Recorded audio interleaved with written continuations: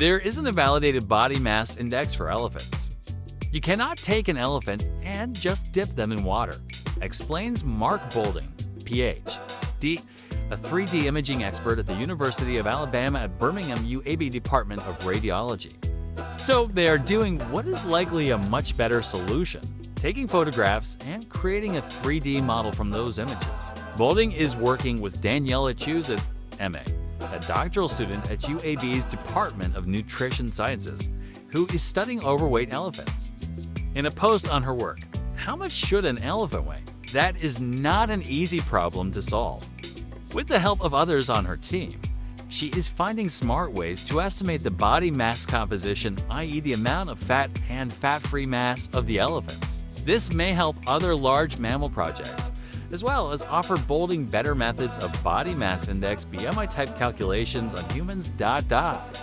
This is a big deal because, according to the blog post, zoo elephants are seemingly fat and increasingly infertile. In 2013, researchers from the Smithsonian Institution's Conservation Biology Institute developed a ranking system known as the Body Condition Score. Essentially, they use photos of elephants' backsides and sides to visually assess their condition. The scale runs from 1 to 5, with 1 being too skinny, 3 being ideal, and 5 being obese. In zoos, the researchers found about 75% of elephants are either a 4 or a 5. In the wild, about only 25% of animals are in that range. The majority are to south. Chuzet is working on several approaches to photography-based methods that she has adapted from the PhotoBuddy work done by UAB's Olivia Fuso, Ph.D., an associate professor in the Department of Epidemiology. One approach uses two-dimensional images of the side and rear of the elephant. The other uses 8 cameras for point-and-shoot cameras and for litro cameras set up around the animal to create a 3-dimensional model.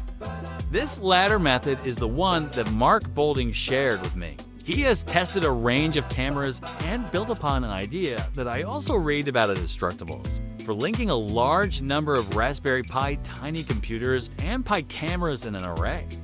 They had cameras based on that setup, but could only get half of the elephant. Now they are working on a 360-degree, 20-30 cam setup that might allow them to do this work in the wild as well. This multi-camera system and structure is being built by Elquis Castillo, a high school student in Boulding's lab. Alabama has some amazing makers, tech geniuses, if you ask me, and I'm looking forward to seeing some photos and instructions from Elquis' final structure. They tried structured light scanners, well known in 3D circles, but ultimately went with digital camera gear for its portability and lower cost. Plus, structured light scanners do not work well in daylight and changing outdoor circumstances, so it presented difficulties. We saw a couple of different structured light solutions on the 3D RV road trip at the Smithsonian.